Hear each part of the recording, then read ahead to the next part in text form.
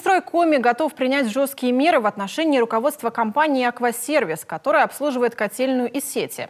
14 февраля в Уктыле произошла авария на котельной, из-за чего пришлось снизить температуру воды.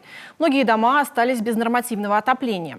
Ситуация за эти дни всерьез не изменилась. Вот такими фотографиями уктыльцы делятся в соцсетях.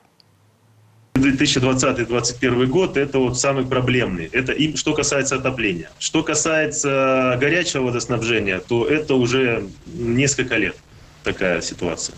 То есть горячего водоснабжения в некоторых домах вообще отсутствует, в некоторых домах она чуть теплая. Ну, а кто ближе к котельной дома находится, у тех есть горячая вода.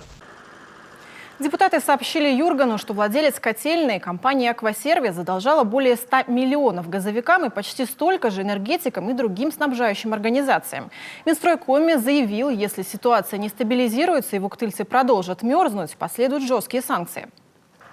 Я очень надеюсь, что у руководства «Аквасервиса» здравый смысл есть, и игры с республикой и с населением они прекратят. То, что происходит на котельной, там, допустим, вот вчера они докладывали о том, что ситуация произошла из-за того, что у них вчера новый руководитель котельной появился, который еще не... Ну, это не аргумент.